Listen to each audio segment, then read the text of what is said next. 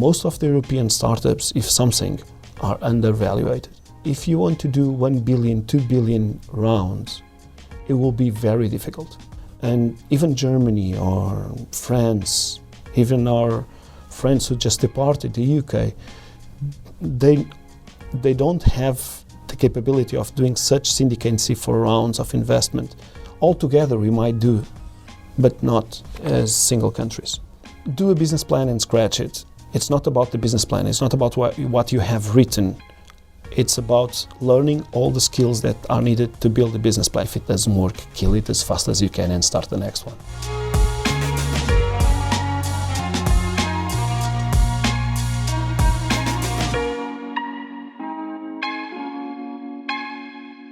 Welcome to Via News Series Founder Interviews. Today we have the pleasure to be here with João Borga. João, how are you? I'm okay, thank you.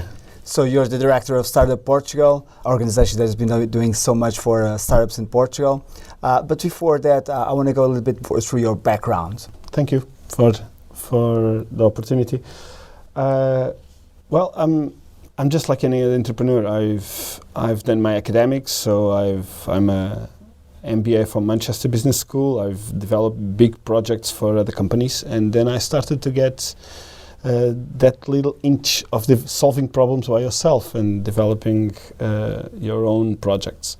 I started by doing venture build for a huge university in the UK, and then I started with several smaller projects, and I became involved in the ecosystem. So I helped in Startup Lisboa at the beginning, and then I built an incubator accelerator in a smaller town in the interior of Portugal, and I became then founder of Startup Portugal and the national network of incubators, which I'm the coordinator nowadays. As a person, I like small things. I like technology and IoT, and I love sailing. I'm more of a pirate than a Navy person, but yeah, that's pretty much me. You were once in Startup Lisboa as project manager, and you also had your own company. You were partner and manager of a company. Tell us a bit about those two experiences. So in Startup Lisboa, João, the founder of Startup Lisboa, in a conversation he realized that I had a role in the network of mentors back in Manchester. And he asked me if I could collaborate with them to build that network of mentors, which was a key part of his strategy for Startup Lisboa, which I gladly did since I was decided to come back to Portugal, and that was one of the first things that I looked upon. As a founder of a company, as many other, I tried to solve a problem that at the time was unsolvable for many reasons related to the market in Portugal. So I did the roller coaster and ended up exiting before everything crashed, but it was a fun experience. It was a really fun experience, interesting. Not as successful as the ones I have done in the UK, but it was a cool experience. How has been Startup Portugal journey so far? Tell us a little bit about the beginnings. So Startup Portugal, it's quite unique for Portugal's community. So we started back in 2016 as an entity, and we went through all the roller coaster ride that most startups have. So we found the right founders, which I'm part of it, and then we found funding for it, and we then surrounded ourselves with really, really good people to build it. And so for the last 3 or 4 years, that has been the major challenge. How do you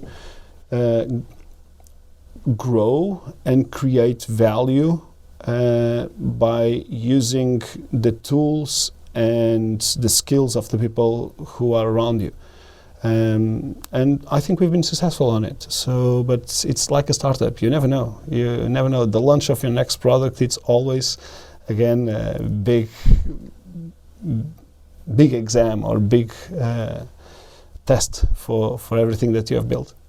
I think that one of the main things that led up to Startup Portugal project was making Portuguese companies scalable in the international market. What's been the progression so far in this field? That was one of the reasons to help the entrepreneurs for their journey, not only when they scale, but also when they are born. So we support them from the very early beginning when they have their idea to the moment that they are trying to found their Series A round or Series B round, and even though afterwards. The opportunity here, and it's to represent them near the people who have the power to make decisions on the issues that are troubling them. So we've been doing that by listening to them, essentially, and try to figure out what are problems of each startup to problems that are common to all of them. And by solving those, we hope that they will do their part of the job and they will grow and escalate. Simple things sometimes, like doing missions abroad, so developing initiatives that will take clusters of startups to international markets, but also to design programs or activities that give visibility to our biggest and best in-class startups to get opportunities outside. But above all, I think it's as simple as portraying the national ecosystem, giving the right visibility and put it out there so people understand what's happening in Portugal. I think for many, many years, what was happening in our community and in our local ecosystem was not communicated internally and externally in the right manner. And that had an implication for everyone, which was when you would talk with investors, they wouldn't know of the quality of what was happening over here, and they would have to do a further due diligence to understand what was happening. And communicating it correctly and for an international audience has created a perception of things are happening in Portugal. They were happening, but now they are happening faster because people understand they are happening and they decide to invest or to support or to take them as clients. From an investor standpoint and from the entrepreneur standpoint, what can Startup Portugal do for them? So Startup Portugal has 40 different initiatives, and I won't bother you with the 40 different ones. So we design initiatives for different entities, and we then promote them, and sometimes we implement them.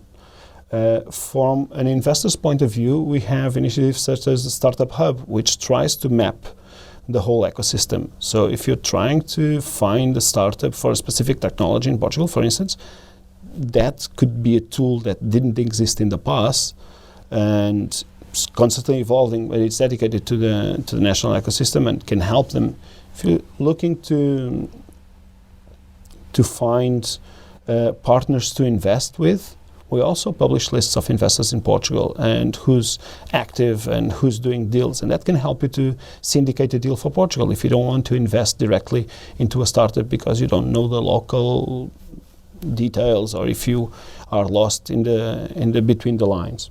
How many startups have you supported so far? It really depends on what you say as support. So our programs have been supporting well over 1,000 entrepreneurs in the last 4 years, very easily, just because of one of the programs we have, which is wide and broad, such as Startup Voucher, which gives grants to entrepreneurs from ideation to building a company. But then we've mapped the whole ecosystem, and by mapping the whole ecosystem, does that mean that we supported those startups in getting visibility? Because if that's the case, we've mapped 2,500 startups until the moment. So it really depends on what you mean by support. Giving money out, unfortunately, we don't give money out. So, from your experience with Startup Portugal, there is this talk about startups being short-lived. In terms of there might be projects that don't last that long, right? What do you think has been the role of Startup Portugal in making them more sustainable over time? That's a very interesting question. It's a very, very hot topic because there are two lines over here. That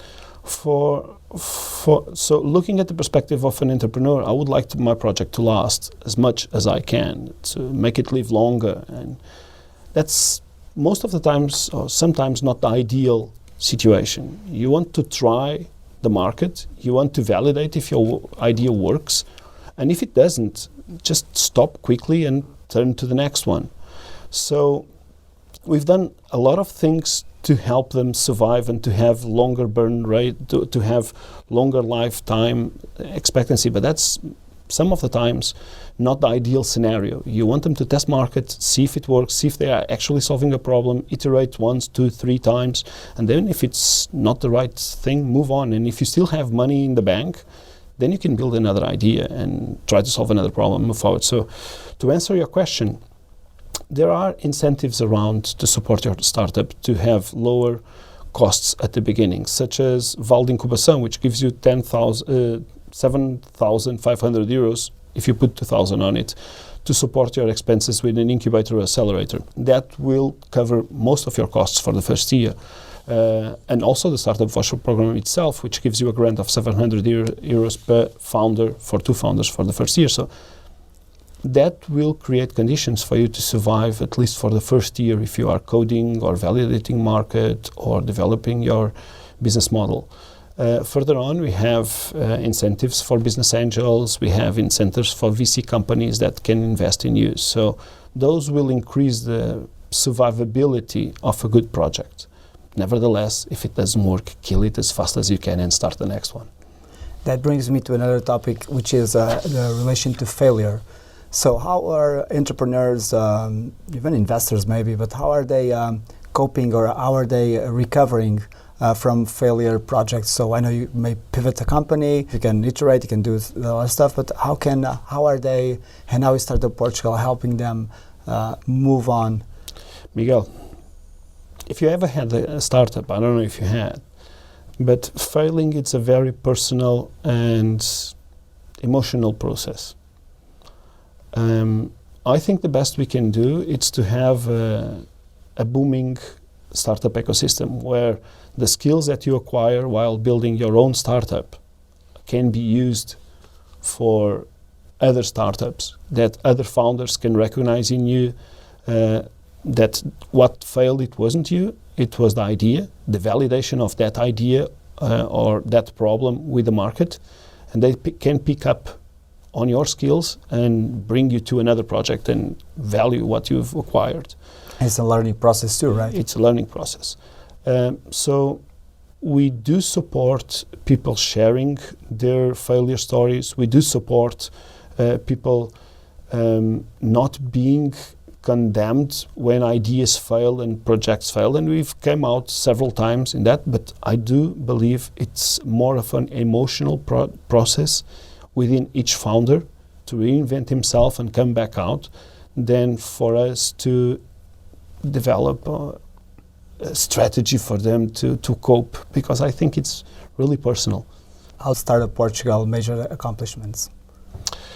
We measure accomplishments by seeing more of our scale-ups becoming unicorns, by seeing more of our startups becoming scale-ups, and also by the number of tech people who decide to move to Portugal to become workforce in our country, and for other entrepreneurs and other founders to move their operations to Portugal. That has been quite successful, in my opinion. What do you think? I think there's a lot to be done. I think, yes, we are on the right path. We've been building a stronger community and there's more visibility. What do you think needs to change there? I think we need to create a stronger bonds within our community, to have more interaction, to more share of knowledge. I'll give you an example of someone who was talking to me another day. So they are growing exponentially, and they are on the verge of have 20 million users, not clients but users. And there's not so many people in digital marketing in Portugal who know how to deal with a 20 million people pipeline. So, and how do you acquire knowledge? How do you share knowledge? How do you interact? And we've been seeing popping up initiatives of sharing knowledge between entrepreneurs around, and we've been supporting those individuals. But that is a process that we have to build better and faster in the next years. Also, we have to be able to attract entrepreneurs to Portugal faster and more easily. And we are working on new initiatives to do that. An entrepreneur should be able to build a company as easy as a Portuguese person is within less than 1 hour. And he should be able to access all these support initiatives in English and Portuguese institutions in English and understand them easily.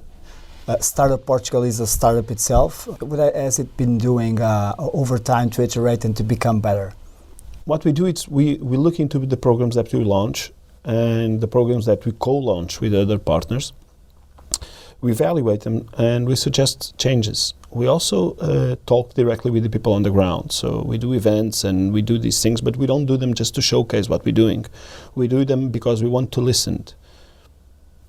As simple as this, I think it was last year, the year before, we did a private event with founders in Teatro Italia, and we asked 3 relevant politicians, I think the most 3 relevant politicians for us at the time, which was the Prime Minister, the Minister of Economy, and the Secretary of State of Industry, to come on stage. And it was an inverse event where 90% of the time it was the entrepreneurs on the audience talking and explaining what were the problems they were facing and explaining what were, and we collected all that information and treated it and built that input into changing some of our initiatives and helping to become more aligned with what we were listening to in the audience. Also, we developed new initiatives based on that. And what were the conclusions back then? It was regulation mostly, law-related things, small things that needed to be changed. Some of our programs needed to be faster in terms of coming to the ground. And one of the things that it's most obvious, it was that Startup Voucher was being launched once a year. And now the applications are in continuous mode, so you can always look into applying to a program. You don't have to be entrepreneur only from January to March, because that's when the applications were open. But now you can be entrepreneur all year, and there will be 4 cutoffs that will have smaller batches of entrepreneurs. But they will be all year round. So we don't miss good entrepreneurs if they come out in September or if they decide to build a company in August. And it's simple, it's not complicated, but it changes the way the state operates. Usually the state is used to operate in batches or in applications that have a starting line and an ending line. To change this, we need the input for the entrepreneurs to give highlight to that applications for these kind of projects should be always open and not just in calls that open once a year. What is for you, Startup Portugal, a unique value proposition? It's DNA. It's built by entrepreneurs, ex-entrepreneurs, people who have been in the startup ecosystem for a while. So whenever we interact with any of the partners, either if it's big corporations, entities from the state, or politicians, or even incubators and accelerators and other startups, we have the DNA of someone who has gone through the hurdle and the roller coaster of a startup. And that gives us the opportunity to speak with and on behalf, and that changes things. That creates a different message and a different approach to most of the things that we don't take them for granted. There is this buzzword, the investment bubble. So we have WeWork case, we have even Uber failing there. What is Startup Portugal role in making companies prone into becoming out of that scenario? So Miguel, that's a very interesting question. I think I'm under the impression that is a more US-driven problem than it's national.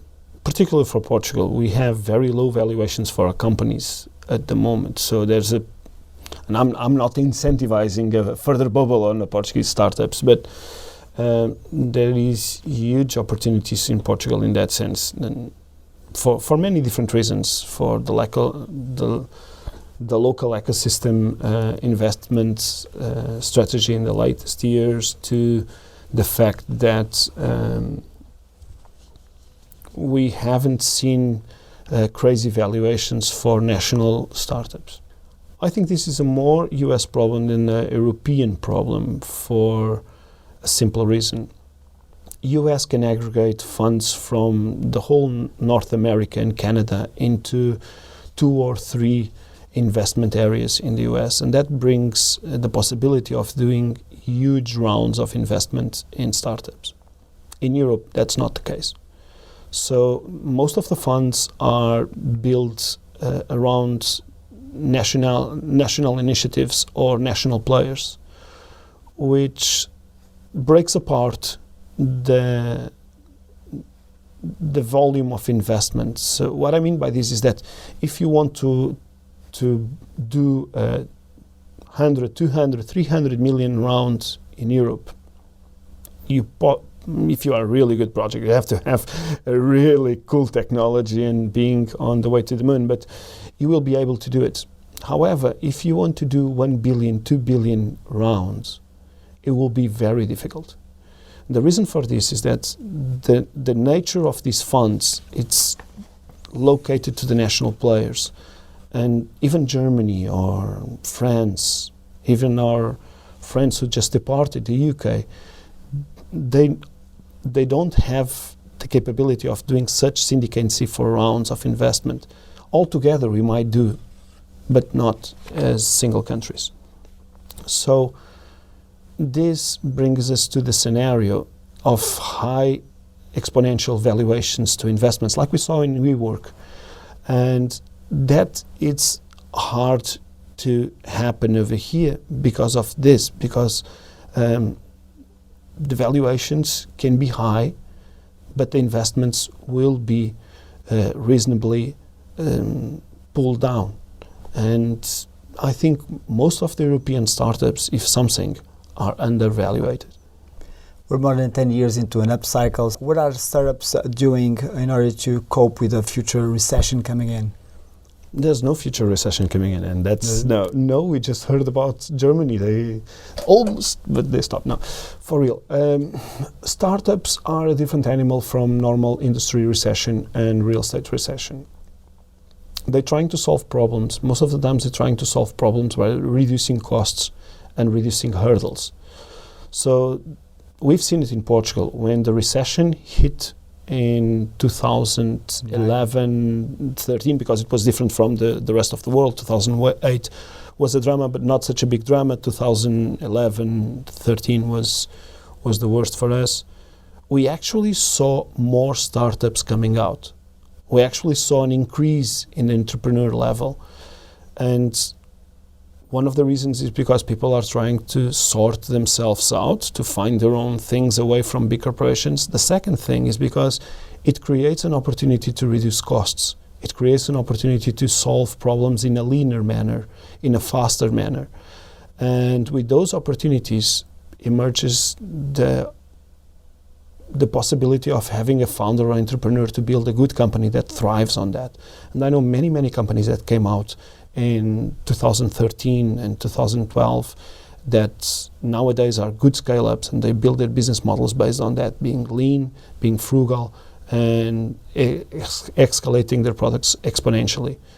Lisbon is for sure a trendy location right now because of tourism, but also in the entrepreneurial side of things. What do you think makes Lisbon so attractive? I don't think there's one thing that makes Lisbon so attractive. I think there's a huge number of things. For a person that comes from Scandinavia, I would say that weather could be a factor. So I say that the fact that you have these geo-weathering conditions, it's a factor for some of the people. It's not dismissible that we have 300 days of sun, but that would make us exactly the same as Athens, Rome, Barcelona.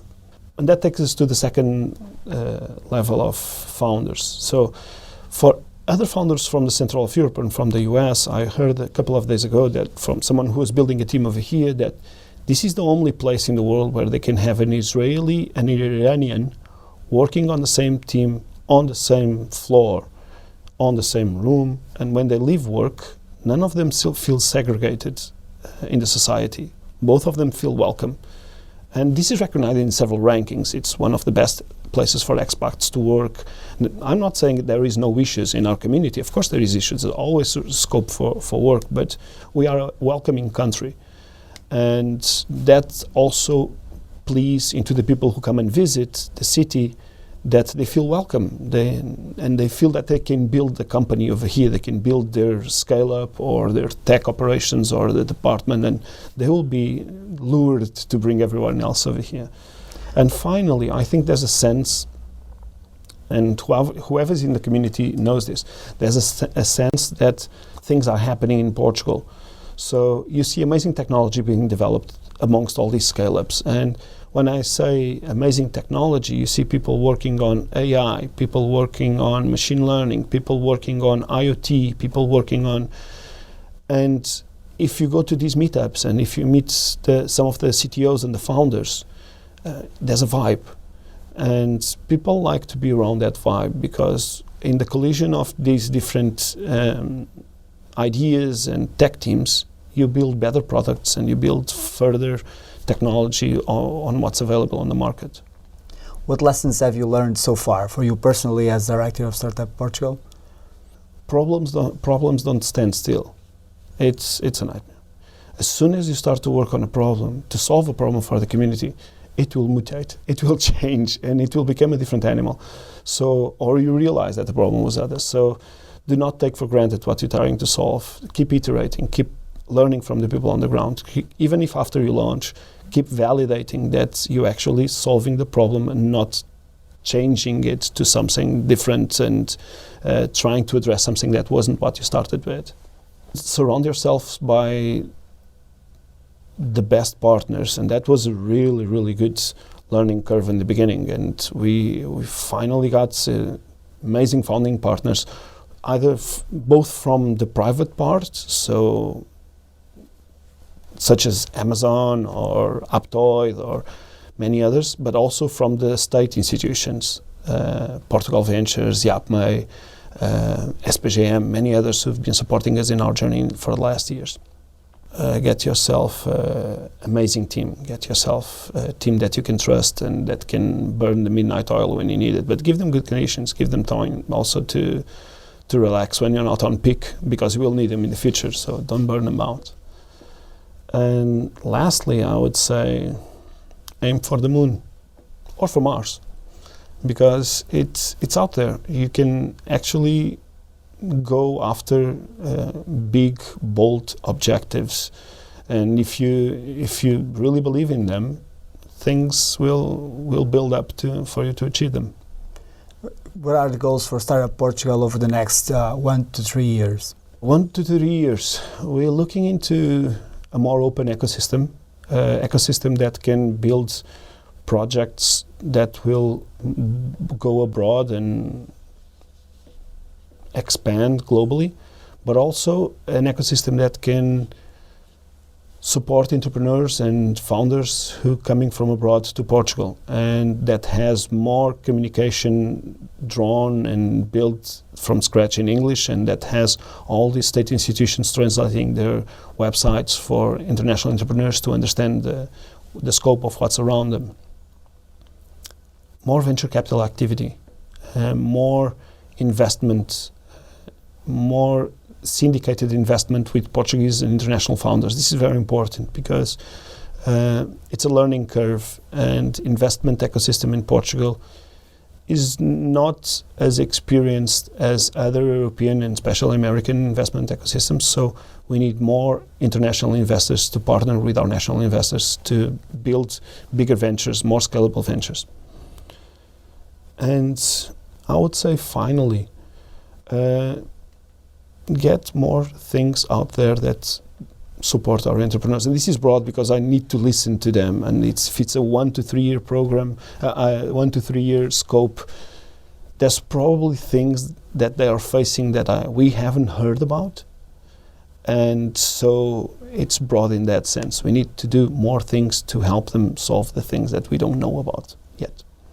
One interesting topic that you brought up was the fact that 10 years ago, 20 years ago, it would be easy to understand that in the United States it would be easier to get funding.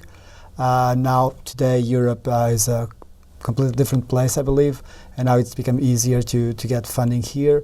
But how do you believe what are the biggest steps that Portugal has been making in order to attract investment to startups in Portugal? Some of the things that have been happening in the last year that help startups, it's to broadcast what's happening in Portugal with initiatives like what we're doing here today, but with many other initiatives like telling about technology or telling about different investment rounds. That gives confidence to investors. Also, the fact that we've got 3 unicorns founded by Portuguese founders. So this creates a level of trust on what we develop from Portugal to the world. And that opens the office. And we can't be dismissive of having the Web Summit over here too, because that brings people physically to the country. And by doing that, we're creating also a layer of trust. People might like or dislike whatever they face over here and whatever the experience is in Web Summit, but they have experienced the country. They have experienced the people, and that creates a bond of trust. So investors invest in people and things that they feel comfortable and trustworthy. They know there's risk associated with all these things, but they will put money in things that they trust and they understand.